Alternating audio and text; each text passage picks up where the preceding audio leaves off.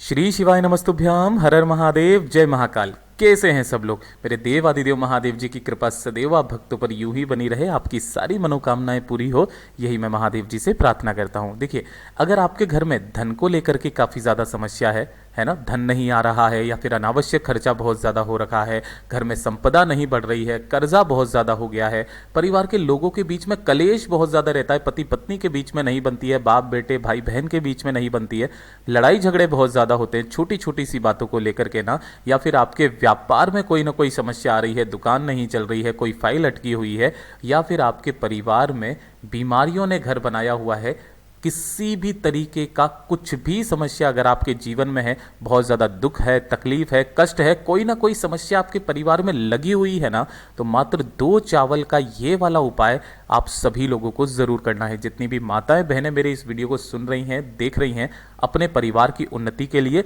और अपने दुख तकलीफ कष्टों का नाश करने के लिए ना, इस वाले उपाय को जरूर करना। पूज्य गुरु जी की कथा से सुन करके और समझ करके पूरे उपाय को बड़े ही विस्तार से बताऊंगा, परंतु उससे पहले आप सबसे एक छोटी सी प्रार्थना की, जो लोग पहली बार आए हैं चैनल को सब्सक्राइब जरूर कीजिएगा और वीडियो को लाइक करके देवादिदेव महादेव जी का कोई सा भी प्यारा नाम कमेंट बॉक्स में लिखना मत भूलिएगा। इस पूरे वीडियो के अंदर हम लोग 3 महा उपायों के बारे में बात करेंगे, जो कि ना सिर्फ आपके दुख तकलीफ कष्ट बीमारियों को दूर करेगा, आपके घर में धन संपदा की वृद्धि करेगा, अगर आप पर कर्जा है तो कर्जा भी उतर जाएगा और आपके परिवार के कलेशों को दूर करेगा। सबसे पहले बात करते हैं पहले वाले उपाय की। ध्यान से सुनना, समझते चले जाना। देखिए, पहला उपाय किन लोगों को करना है, जितनी भी माताएं बहनें हैं ना, ध्यान से सुनना।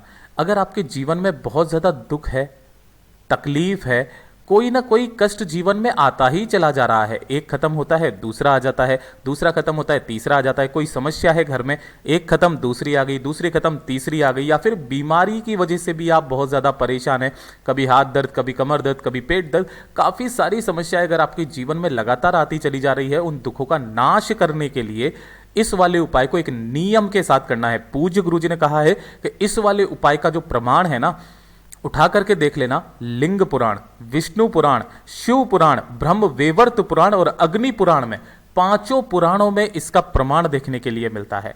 इस वाले उपाय को जो स्त्री पूरे तन मन धन से इस नियम के साथ में कर लेती है ना, उसके जीवन की सारी समस्याएं खत्म हो जाती है। इस वाले उपाय में आपको चाहिए होगा सबसे पहले 1 लोटा शुद्ध जल, अपने घर का, जिस कलश में से आप जल पीते हैं वो ले लेना। इसी के साथ में आपको चाहिए होंगे 2 चावल के दाने, जैसा मैंने आपको बताया था थंबनेल के अंदर। लेकिन गुरुदेव ने कहा है कि जो 2 चावल के दाने लोगे ना आप, ये अक्षत होने चाहिए, जो कहीं से भी खंडित टूटे फूटे ना हो, ठीक है। और इसी के साथ में आपको एक दीपक तैयार करना होगा, लेकिन ध्यान रखना दीपक होना चाहिए मिट्टी का। काफ़ी सारे आटे का भी लेके लगा सकते हैं, लेकिन आटे का इस वाले उपाय में नहीं लगाना है, दीपक मिट्टी का हो। दीपक में जो बत्ती लगाओगे वो लगाओगे गोल बाती, और इसके अंदर कोशिश करना कि गौ माता का घी भर जाए, कोशिश करना गौ माता का घी भरे, ठीक है ना। भैंस के घी को थोड़ा सा अवॉइड ही करना, ठीक। अब इन तीनों चीजों को आपको तैयार करना है। कब करना है इस वाले उपाय को? प्रदोष काल में, शाम के समय।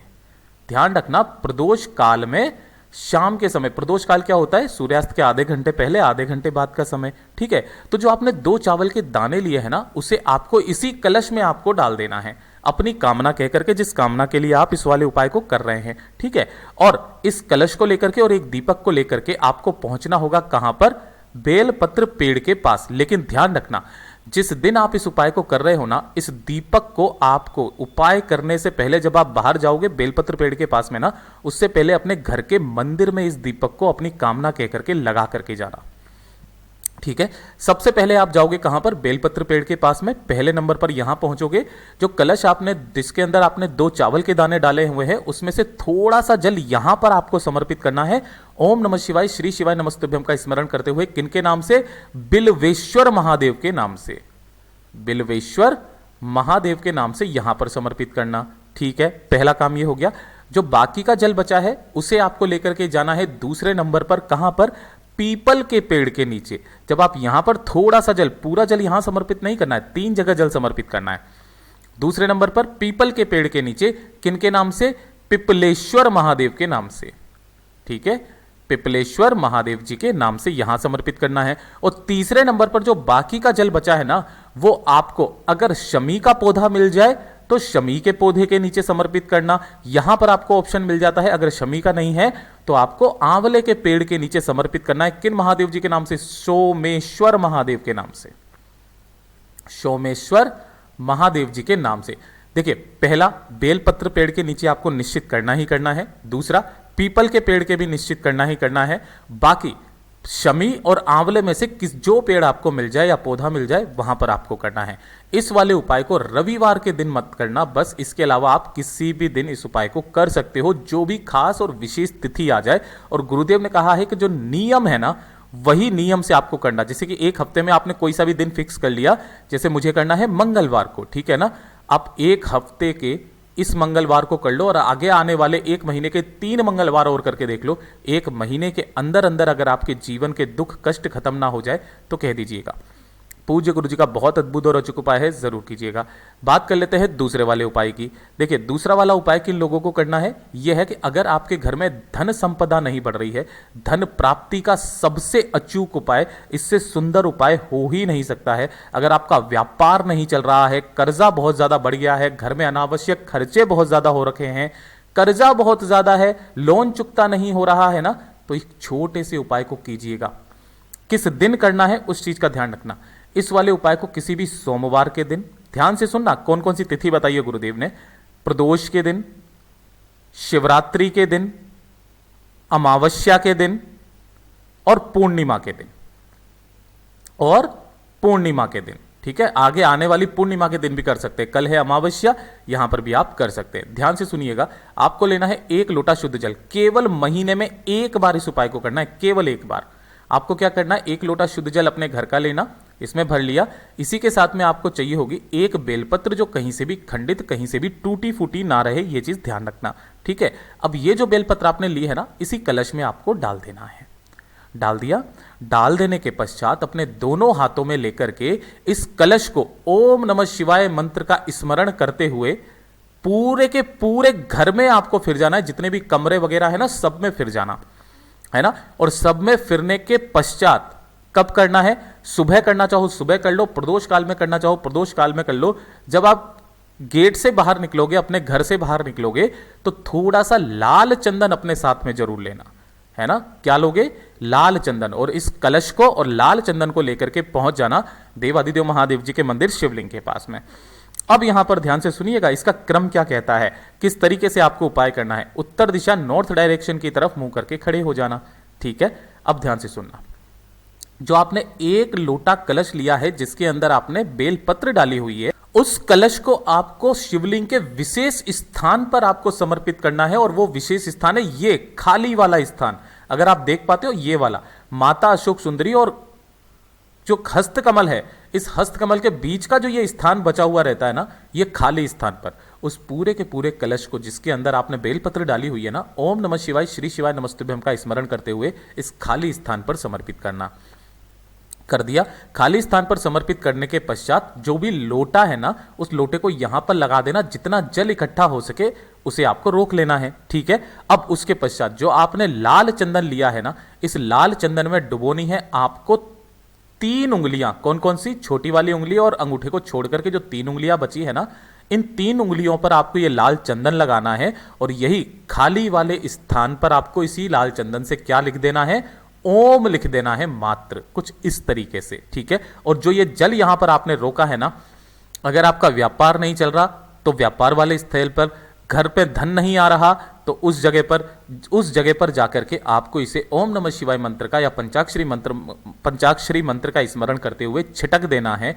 एक बार, इन खास स्थितियों पर महीने में एक बार इस उपाय को करके देख लेना। अगले महीने में बाबा क्या देता है बताइएगा जरूर। पूज्य गुरु जी का बहुत अद्भुत और अचूक उपाय है, जरूर कीजिएगा। अब बात कर लेते हैं आज के इस वीडियो के तीसरे वाले उपाय की। देखिए, अगर आपके घर में क्लेश बहुत ज्यादा रहता है, पति पत्नी के बीच में नहीं बनती है, लड़ाई झगड़ा बहुत ज्यादा रहता है, माँ बेटे के बीच में नहीं बनती है, सास ससुर के बीच में नहीं बनती है, काफी सारी कलेश ही कलेश अगर आपके जीवन में है ना, तो अपने परिवार की सुख शांति समृद्धि के लिए हफ्ते में एक दिन कोई सा भी फिक्स कर लो और इस उपाय को करना स्टार्ट कर दो। छोटा सा उपाय है, 1 लोटा शुद्ध जल अपने घर का लेकर के जाना। जितनी भी स्त्रियां हैं ना, विशेष करके अगर उस उपाय को करती हैं तो आपको इसी वाले उपाय का 10 गुना फल प्रदान होता है।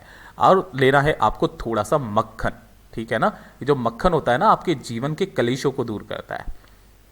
मक्खन जो हो वो ज़्यादा पुराना ना हो, एकदम ताज़ा मक्खन। दोनों को लेकर के जाना, 1 लोटा शुद्ध जल साथ में, और पहुंच जाना देवाधिदेव महादेव जी के मंदिर शिवलिंग के पास। उत्तर दिशा नॉर्थ डायरेक्शन की तरफ मुंह करके खड़े हो जाना। देखिए, जो पूजा अर्चना पहले करनी है वो आप कर लेना।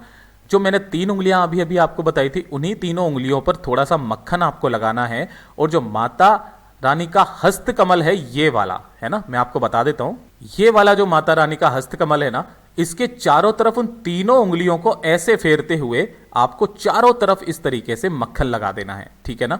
अपनी कामना कह करके, नाम और गोत्र बोल करके अपनी जो 3 उंगलियां हैं उनसे फेर देना। जैसे ही आप फेर दोगे, इसी में से आपको अपनी अनामिका उंगली से थोड़ा सा मक्खन लेना है और माता अशोक सुंदरी के स्थान पर 7 बिंदियां लगा देना है। पहले आपने मक्खन लगा दिया, फिर 7 बिंदियां लगा दी।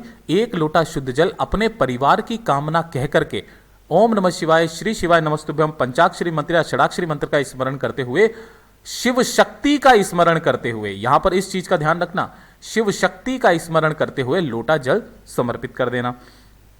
जब जल समर्पित होगा, जो भी जल बहता बहता जलाधारी से नीचे की तरफ आएगा, लोटे में इकट्ठा करना, घर जाकर के कोने कोने में इस जल को छिड़क देना। जिस तरीके से पूज्य गुरुजी ने कहा है कि हफ्ते में 1 दिन फिक्स करके इस वाले काम को उपाय करके देख लीजिए, आपके घर के कलेश दूर ना हो जाए तो कहिएगा। पूज्य गुरुजी का बहुत ही अद्भुत और अचूक उपाय है, जरूर कीजिएगा। जैसा गुरुजी ने बताया वैसा ही आसान भाषा में आपको बताने का संपूर्ण प्रयास किया। वीडियो अगर पसंद आया हो तो लाइक जरूर करना, साथ ही साथ चैनल को सब्सक्राइब जरूर कीजिएगा। मैं आपसे मिलता हूं अगले वीडियो में, तब तक के लिए ओम नमः शिवाय, जय महाकाल।